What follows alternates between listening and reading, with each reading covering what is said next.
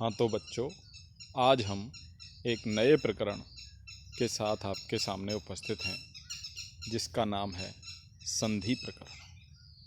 यानी संधि, दो शब्दों को जोड़ना ही संधि है और उनको अलग करना विग्रह होता है। तो आज हम पढ़ रहे हैं संधि के बारे में। अब शब्द, जैसा मैंने पिछले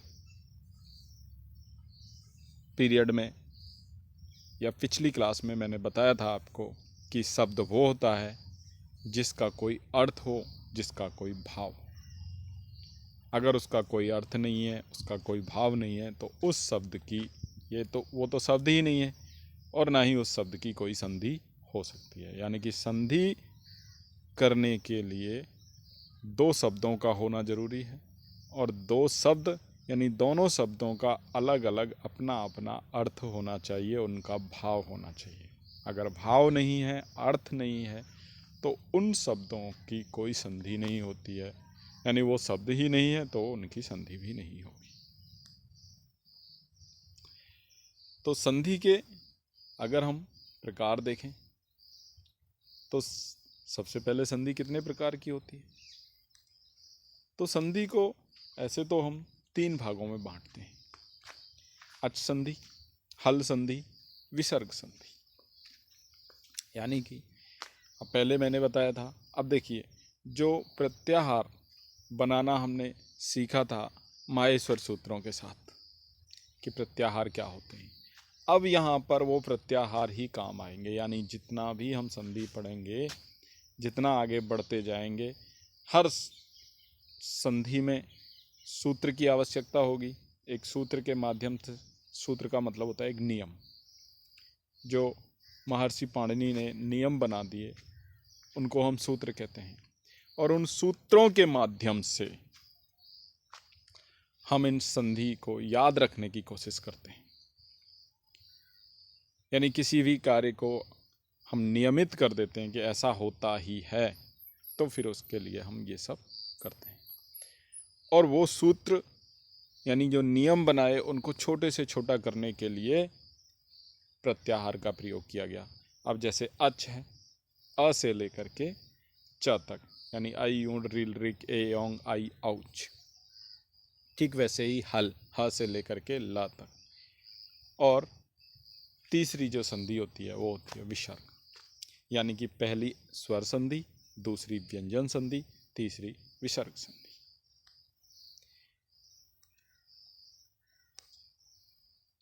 अब इनके भी आपस में अलग अलग भाग हैं सबके। यानी अच संधि के भी कई सारे भाग हैं और हल संधि के भी हैं, जबकि विसर्ग संधि के को भागों में नहीं बांटा गया है। तो सबसे पहले हम अच संधि के भाग के बारे में बात करते हैं। तो अच संधि के मतलब छोटे छोटे हिस्से कर लिए हमने कि एक यण संधि, एक अयादि संधि, गुण संधि, वृद्धि संधि, दीर्घ संधि, पररूप संधि, पूर्व रूप संधि, प्रगृह्य। प्रगृह्य वास्तव में संधि नहीं होती है, प्रगृह्य संज्ञा होती है। लेकिन ये इस तरह की संधि होती है कि संधि नहीं होती है। यानी कि जिसकी भी प्रगृह्य संज्ञा होगी, प्रगृह्य संज्ञा होगी, उसकी संधि नहीं होगी।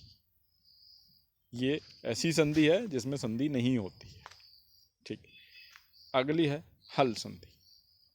हल का मतलब व्यंजन संधि। तो इसमें भी हमने छोटे छोटे भागों में विभाजित कर लिया। बाकी ऐसा कुछ है नहीं कि इसके कोई अलग से भाग हैं। च्युत्व संधि बोल देते हैं, ष्टुत्व संधि, जसत्व संधि, ऐसे ही खर और भी छोटे मोटे नाम दे दिए जाते हैं। और अंतिम है विसर्ग संधि। ठीक है, आज हम पढ़ेंगे अच संधि के बारे में। सबसे पहले हम यण संधि को लेते हैं। अच संधि में भी यण संधि, ये क्या होती है? देखिए, एक सूत्र है, मैंने बताया था कि इन संधियों को हम सूत्रों के माध्यम से पढ़ सकते हैं। सूत्र है इको यणच, एक स्थाने यण आदेशे अच परे। अब देखिए, इसमें मैंने माहेश्वर सूत्रों के समय बताया था कि प्रत्याहार कोई चीज़ होती है और प्रत्याहार के माध्यम से ही हमने ये नियम बनाए हैं, ये सूत्र बनाए हैं। हमने इसका मतलब संस्कृतज्ञ जो हैं महर्षि पाणिनि जी ने जो सूत्र बनाए हैं वो अपने आप में एक नियम है। यानी उनके द्वारा ये कहा गया कि जैसे अब इसमें कहा जा रहा है एक स्थान है, एक के स्थान पर यण आदेश अच परे रहते। अब देखिए एक प्रत्याहार हो गया, ई उ रील री इसके अंतर्गत आएंगे। उसके स्थान पर क्रमशः यण, यण में य व र ला, हाया व रट लण, तो इन दो सूत्रों में से बीच में से लिया य व र ला आदेश होंगे, यानी कि क्रम से होंगे। ई के स्थान पर य, उ के स्थान पर व, री के स्थान पर र और री के स्थान पर ल आदेश हो। कब? अच परे रहते। अब देखिए फिर से एक प्रत्याहार आ गया अच। अच आपको पता ही है, सारे स्वर हो गए अ ई उ री री ए ओ आई औ। यहाँ पर भी ध्यान रखिए कि जब अ केवल इस प्रकार से लिखा हुआ है तो इसका मतलब अ अपने तीनों प्रकार के अ का बोध करा रहा है। ठीक है, इसी तरह से ई भी, इसी तरह से री भी, उ भी, री भी, ए ओ आई सब। ठीक है, अब इनके उदाहरण देख लेते हैं। देखिए सिंपल सा बताया है कि एक के स्थान पर यण आदेश होगा। कब? अच परे रहते। अब यहाँ पर आप देखिए कि ई, उ, री, री चार अक्षर यहाँ पर हैं। यण में भी चार अक्षर हैं, य व र ल चार अक्षर हैं। ठीक है, तो उन चारों के स्थान पर वो चारों हो जाएंगे। ठीक है, उन चारों के स्थान पर वो चारों हो जाएंगे, क्रम से होंगे। अर्थात ई के स्थान पर य, उ के स्थान पर व, री के स्थान पर र और री के स्थान पर ला। लेकिन कब होंगे? जब उनके परे, उन यानी उनके बाद में कोई भी अच होगा, यानी कोई भी स्वर होगा। तो पहला उदाहरण हम देखते हैं, सुधी धन उपास्य। सुधी धन उपास्य। देखिए अब इसका हमें क्या करना है? वर्ण विन्यास करना है। पहले वाले का जो अंतिम अक्षर है उसका, यानी सुधी। सुधी में हम सु को अलग लिख लेते हैं, उससे हमें कोई मतलब नहीं है, क्योंकि प्लस जहाँ लगा हुआ है, धन जहाँ पे लगा हुआ है वहाँ पे संधि होनी है। तो ध और ई, यानी ध को अलग कर दिया, ई को अलग कर दिया।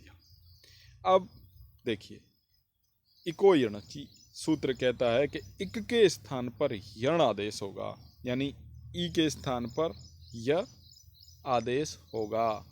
ई के स्थान पर क्या हो जाएगा? य। कब होगा? अगर ई के बाद में कोई भी अच है। तो हमारे पास यहाँ सु ध ई धन उ है, यानी उ क्या है? अच है।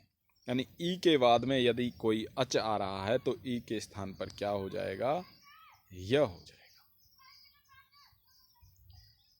तो सु ध य उपास्य।